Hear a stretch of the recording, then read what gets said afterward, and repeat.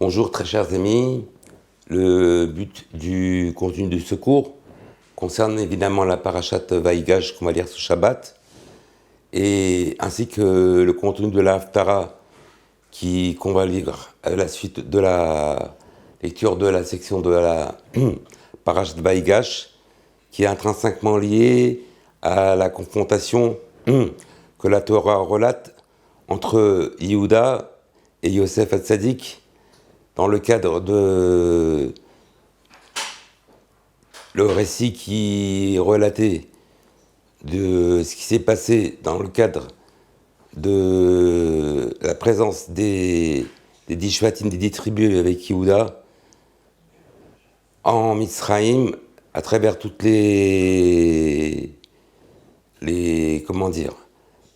la démarche intrigante de Yosef, qui n'ont évidemment pas reconnu, et de manière que finalement Parashat Vaïgash, c'est le contenu, c'est l'acheminement du contenu de la Parashat Miketz qu'on a lu Shabbat Hanouka de la semaine dernière. Et en fait, comme la Torah relate d'une manière extérieure, alors il s'avère que à travers l'histoire de la Gabia de Binyamin, que Jourou, finalement, par rapport à la providence divine, a invité à réaliser la réunification entre Yosef et ses frères qui l'ont vendu donc en Égypte. Ils l'ont vendu aux Arabes qui l'ont emmené en Égypte. Et évidemment, en fait, le fait que la Torah nous relate que Yosef s'est finalement dévoilé comme étant leur frère, et qu'eux, ils étaient sous le coup de la surprise de le voir en tant que prisonnier pendant 12 ans dans les prisons de Misraïm, en devenant le responsable, on va dire, premier ministre de tout Eretz Misraïm. Alors à travers la réunification entre Yosef et ses frères qui l'ont vendu, la Torah, en fait, c'est pas un livre d'histoire. Il y a à l'intérieur de cette réunification entre Yosef et ses frères, en dépit de la vente de Yosef, alors se cache encore une fois un message qui est intrinsèquement lié à un sujet que je relève souvent dans le cadre des cours précédents, qui est intrinsèquement lié finalement au dévoilement de Mashiach ben Yosef et Mashiach ben David, dès lors que j'ai déjà plusieurs fois aussi transmis l'enseignement que, en fait, avant que Mashiach ben David se dévoile, je crois besoin de devancer le dévoilement, la lumière de Mashiach ben Yosef. Maintenant, la question se pose, pourquoi finalement on a besoin de deux Meshichim, de deux délivrateurs, et pourquoi en fait on ne se suffit pas de Mashiach ben David pour dévoiler la lumière divine dans le monde entier. Et c'est intrinsèquement lié forcément, aussi sur la base des enseignements précédents, à la réalité du Etzadat Tovera et du Etzachaim, l'arbre de la connaissance du bien et du mal, et l'arbre de l'éternité qui était au milieu du Gan Eden, dans une sorte de corrélation où finalement, en fait, la correspondance elle est la suivante. Yosef Hatzadik, c'est en valeur numérique 6 fois 26. Et on sait qu'au niveau de la dimension, il y a 4 points cardinaux entre le haut et le bas. Et donc, le fait que Yosef, c'est 6 fois le nom d'Hachem, 6 fois 26, ça vient nous enseigner que finalement, Yosef, il a la capacité finalement par rapport à la spiritualité à l'intérieur de son nom, de finalement faire la réparation de l'arbre de la connaissance du bien et du mal, qui était en fait une sorte de combustion qui fait la différence entre trois éléments qui s'appellent en hébreu Taor, Tamé, pur, impur, Assour, Moutar, permis, interdit, et, et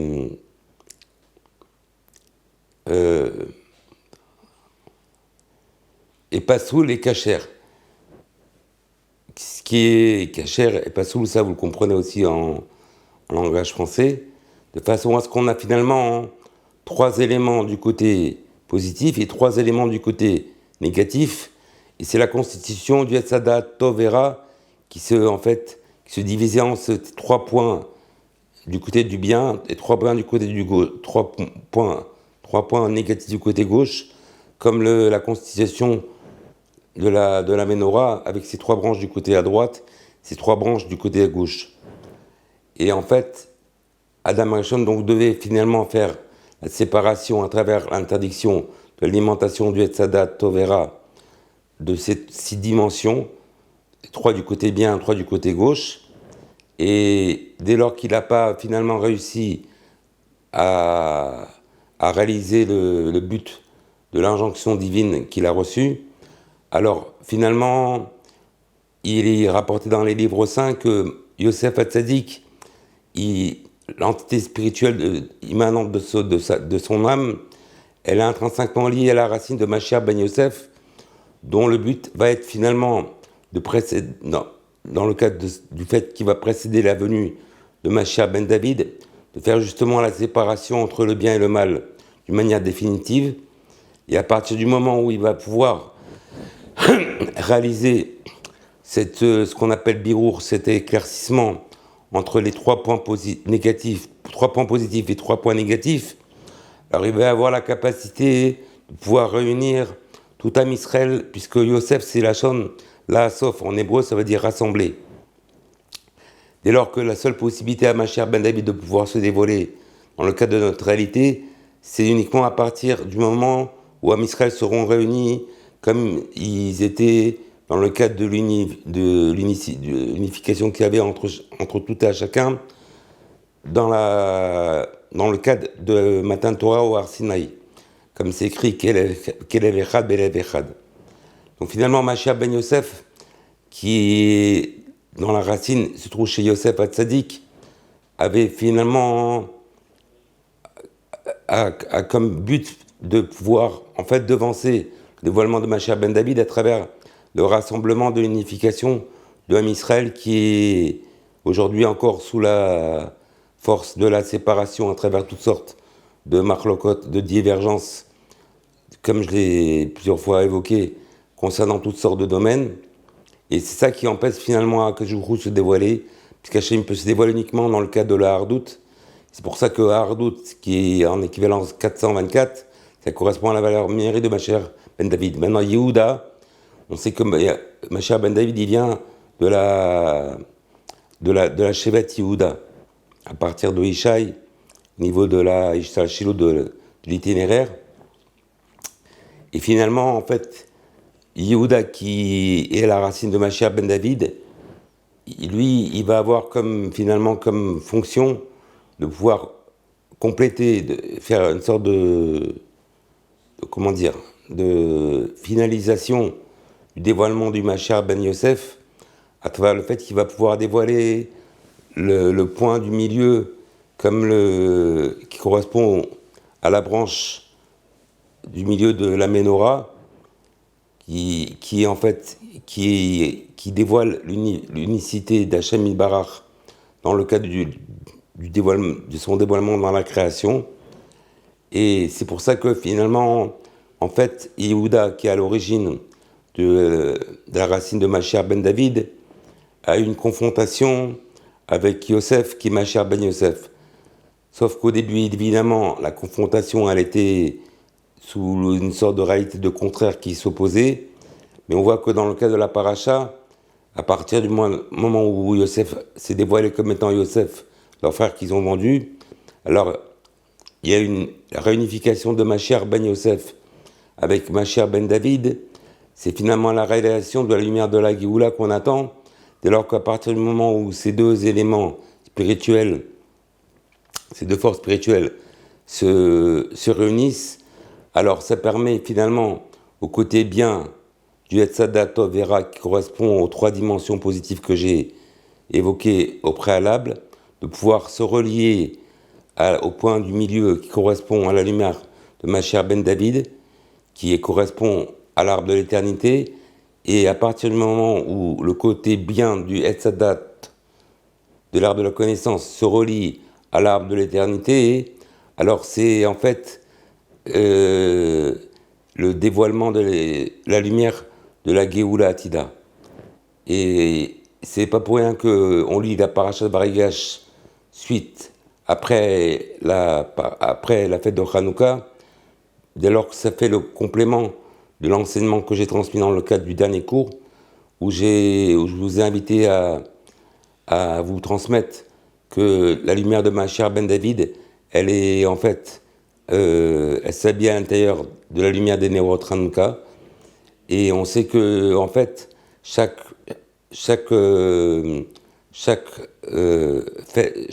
célébrité, elle éclaire rétroactivement une semaine avant et elle éclaire aussi une semaine après. Donc chaque année, le fait qu'on lit Parashat Baigash dans le cadre de la réunification du Yosef Yehuda qui correspond à l'union de Mashiach ben David et Mashiach ben Yosef par rapport à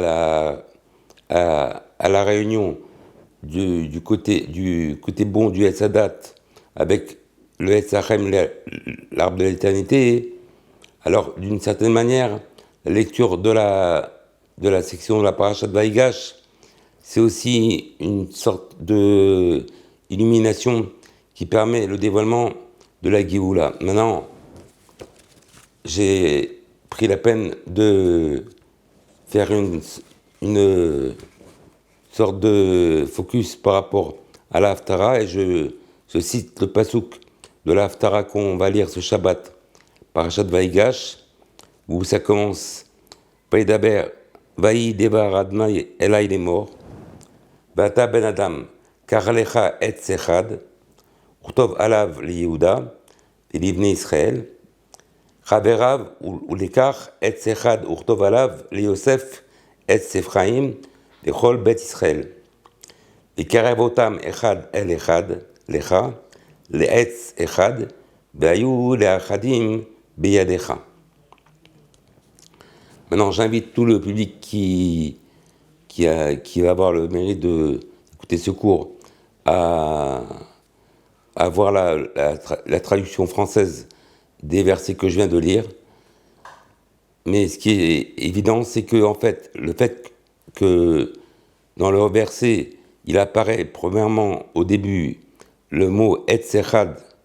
qui est relié à Yehuda. Alors ça correspond au Etzachaim qui correspond à Mashiach ben David dont la racine vient de la Shevet Yehuda. Et le deuxième fois qu'apparaît le mot Etzechad qui est relié à Yosef, ça correspond au Etzadat Tovera, l'arbre de la connaissance du bien et du mal, qui est intrinsèquement lié à Yosef, qui correspond à Mashiach ben Yosef, au niveau de sa racine. Et quand le troisième verset écrit Bekarev Otam Echad al Echad Le'etz Echad, alors il dit de rapprocher chacun des deux arbres et de faire de ces deux arbres un même arbre.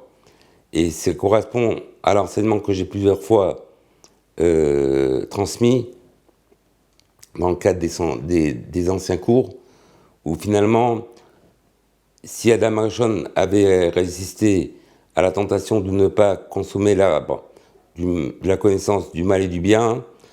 alors à l'entrée de Shabbat, l'arbre de la connaissance, il devait se réunifier avec le Etzachem, l'arbre de l'éternité, et constituer un seul arbre, et devait être la consommation de ce que Adam Arishon devait s'alimenter Shabbat. De sorte que c'est écrit que finalement, la réunion de ces deux arbres, elle se réunit à travers la sainteté du Shabbat, qui fait aussi, au niveau de la réalisation temporelle, la réparation de la faute de Adam Arishon, qui est intrinsèquement liée au dévoilement de la Géoula à travers Mashiach ben Yosef et Mashiach ben David. à partir du moment où chaque chose qu'on consomme, comme je l'ai dit, au niveau de l'alimentation, au niveau des plaisirs corporels, ils sont en égalité avec les plaisirs que la Neshama ressent par rapport à la sainteté du Shabbat. Et ça correspond finalement à la réunification des deux arbres qui font un seul arbre pour pouvoir en fait dévoiler l'unicité d'Akadosh Baruch Hu dans le cadre de sa création à travers le dévoilement de la Géoula Atida qu'on attend très prochainement. Mirab Bemenu Amen Sar Salavaed. Shabbat Shalom Mevorach.